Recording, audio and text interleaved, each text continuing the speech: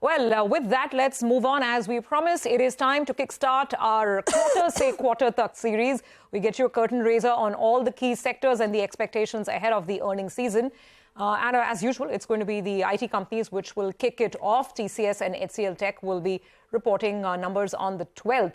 Reema joins in with a highlight of the expectations. Reema, I guess no one's holding out the firecrackers for IT this time, right?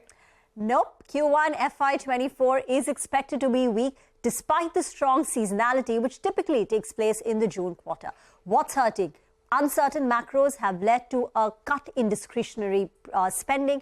Projects are getting deferred. Some of them are going to get cancelled. And this is likely to result in a revenue decline for Wipro and Tech Mahindra.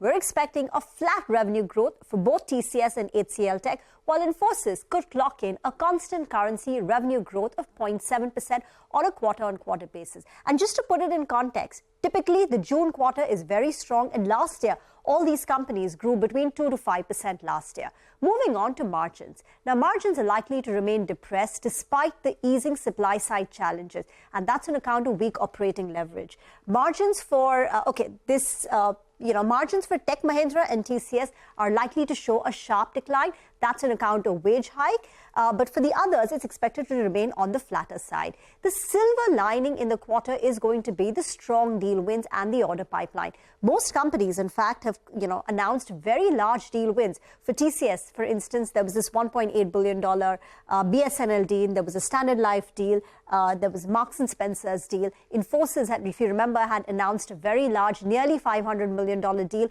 with a Nordic bank called Danske. And even the others, if you go down the chain, mid-cap IT companies have all reported pretty good order wins, and that's because cost optimization projects have been on the rise. Now let's talk about the guidance for FY24. Now, analysts expect both Infi and TCS to largely maintain the guidance, though for Infosys, the guidance at the upper end may come down. Earlier, it was 4 to 7%. It will come down to 4 to 6%, while HCL Tech's revenue guidance will be maintained, and both these companies are likely to hold on to their margin guidance. All eyes will also be on the new CEO at TCS, K. Krithivasan, as he took over the company from 1st of June. On Infosys, there have been a spate of exits over the last couple of months, which has got the markets a bit worried. In fact, Jefferies also expects a buyback from TCS this time around. Now, most of these stocks have recovered from their April lows. They've recovered anywhere between about 10 to 20% as the rate hiking cycle in the United States has come to an end. There's been strong economic data, which has kept hopes alive of a rebound in sentiment and spending in H2 of FY24. But analyst commentary and expectations is quite somber. Kotak says they're surprised with the resilience seen in many of the IT stocks. JPMorgan says June quarter is likely to be the weakest in a decade ex of COVID. Jefferies believes there are risks to the second half recovery, and this could drive earnings downgrades for this year. Morgan Stanley also echoes the Jefferies view, and they say that there are downside risks to the earnings expectations, but they believe that any cuts to consensus earnings forecast could leave the stocks within the coverage universe more attractive. UBS also says that on the valuation front, that the valuations currently imply a limited downside unless there is a meaningful deceleration, because the sector is trading at about a 6% discount to its 5-year rolling average, but they still are cautious on technology. Ambit would advise staying selective as Tier 1, Tier 2 valuations are still holding well above pre-COVID average multiples. And finally, let me leave you with the valuation plate. If you look at the valuations of IT companies right now, they're much higher than pre-COVID levels. They're much lower than the COVID level margins, and when valuations of IT companies had gotten re-rated. But largely, they are similar to the 5-year average, which takes into account a little bit of the pre-COVID and a little bit of the COVID period valuations. Okay, all right, Reema, thank you very much. So, sobering thoughts there, and obviously expectations which are pretty lackluster as well. I'll wait for Reema to join me back here as we get the conversation going with Ankur Rudra, ED Technology and Telecom Research at JPMorgan. Ankur, good morning. Great to have you on the show as always. We were looking at both of your notes that you shared with us. One tells us that the first quarter earnings season is going to be the weakest in a decade, ex of COVID, and that's a big headline. And the second note points out how it seems that the environment has deteriorated even further in June. Tell us more. I mean, is the street right now penciling in an earlier than anticipated or, earlier recovery? And perhaps do you think those hopes could be dashed as we hear from the companies over the next month? Thank you. Good morning, and thank you for having me. So I think, I'll frame the conversation in three ways. One, clearly there is, I think, an increasing appreciation that the demand environment has worsened in June. We've continued to see the trends that the sector faced in the month of March, which was actually a lot weaker, perhaps in the March quarter. So we think that will somehow come through, and we are expecting a June quarter which will be muted as a result of that. But moreover, I think not just that, I think there's been an expectation that demand and perhaps company performance might recover later in the year, either in the second half of the calendar or second half of the financial. And our conversations with the industry suggest that that may not happen. The demand uncertainty persists. I think enterprises are just not keen to commit to a recovery in the medium to short term. And the third way I'll frame this is in the context of the growth we've seen in the sector over the years. So clearly the sector enjoyed very strong growth momentum in 21, 22 as we were recovering from the post-COVID phase.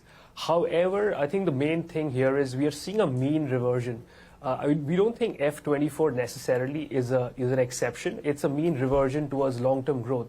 And I think the question that investors should be really debating about is what is the long-term growth for the industry?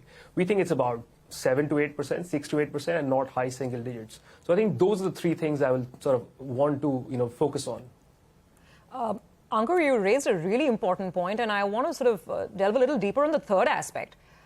Because if that is true, then this is not a sort of a passing phase and maybe some readjustments that are happening. For instance, I read an EY report which suggested, and they did a CFO poll around the world, and there 38% of the CFOs that were respondents, they were actually cutting back on tech spends or deferring or cutting back, and that kind of stood out for me as well. What you're saying seems to suggest that this is not a short-term 4, 5, 6 month problem. This is a mean reversion. Tell us a little more about why you feel so. Sure. So, if one looks at the long-term trend of IT services growth for the industry and general globally, you'll notice that IT services growth tends to track global GDP growth quite closely as the industry in India has grown dramatically. The market share for the sector has grown, and the premium of growth that Indian IT services can grow at has shrunk because of just the base effect. Now, one of the analysis we had done recently, we just tracked the total revenues for the entire IT services sector in India and compared what would have happened if there was no COVID. For example, from 2019, if we just extrapolated the growth rate over the last 5 years and look at what the growth rate would have been, our analysis suggested that if there was no COVID, the revenues for the industry would be pretty much what we saw in the March quarter. So basically, we were just going through a skew in spending. Spending was pushed out in 20, was pulled forward to an extent in 21, 22, and now we're sort of heading back to where the industry growth can be. And we think that's more like 6 to 8, 7 to 8%, and an expectation of growth going back to the the COVID years, I think is something of something that we would be very surprised to see, because the change that's happening, and to your point, I think a lot of CEOs, a lot of CFOs are realizing there is no urgency to tech spend right now. And hence we sort of go back to the medium to long-term trends in terms of where people think about how much enterprises will spend on IT services. So is there a risk that FY25 estimates also get scaled back, Ankur? Because currently the street is anticipating a rebound in FY25 with growth rates of 10%, at least on the top line, 10% and plus. Is there a risk that FY25 earnings also get downgraded?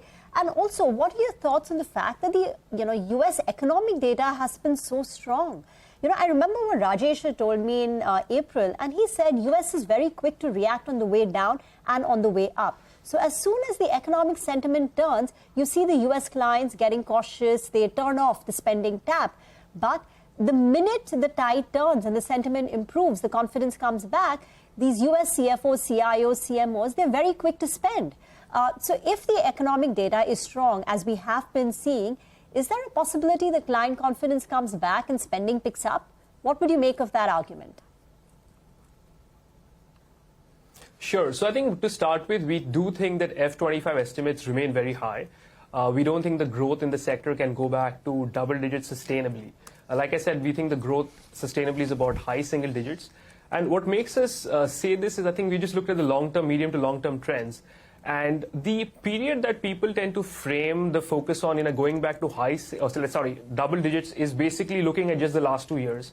But if one looks at the long 15 to 20-year history, that's not been the case.